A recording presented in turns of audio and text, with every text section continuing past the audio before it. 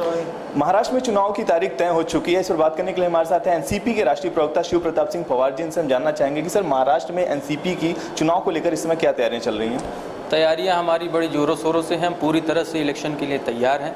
हालांकि जब इलेक्शन की डेट नहीं तय हुई थी तब भी हम लोग पूरी तैयारी के साथ पूरी मेहनत कर रहे थे और हमें पूरा विश्वास है कि इस बार इलेक्शन अच्छा होगा। एनसीपी के खाते में बहुत सारी सीटें आने वाली हैं।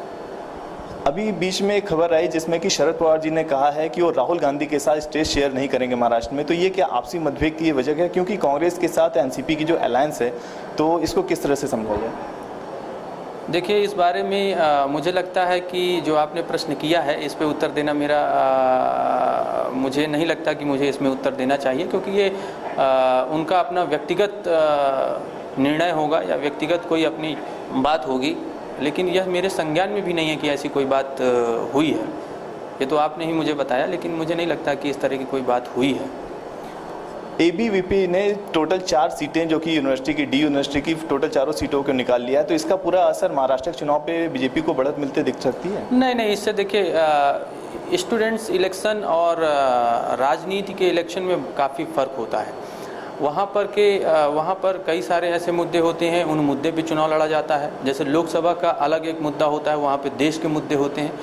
और उसी तरह से जो स्टूडेंट्स के इलेक्शन होते हैं उसमें अपने कॉलेजेस के मुद्दे होते हैं।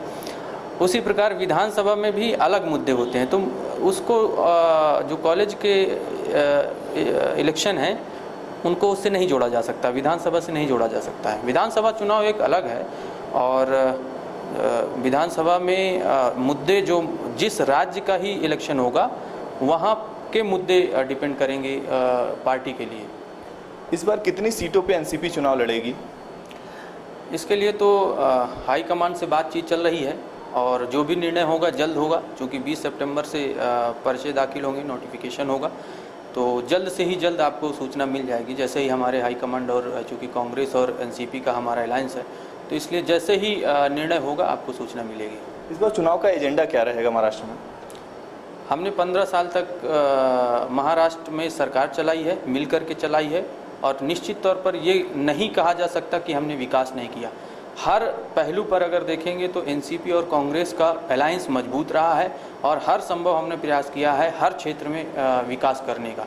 यही मुद्दे लेकर के, इन्हीं बातों को लेकर के हम जनता के बीच में जा रहे हैं और निश्चित है कि सफलता हमें हाथ लगेगी। पुनः बीजेपी के राष्ट्रीय अध्यक्ष इस समय अमित शाह बनाए गए हैं, तो उनकी जो पूरी नई टीम गठित हुई है, तो क्या लगता है ये नई टीम कुछ नया करामात कर सकती है बीजेपी के लिए? महाराष्ट्र में आपको कड़ी टक्कर मिल सकती है इससे?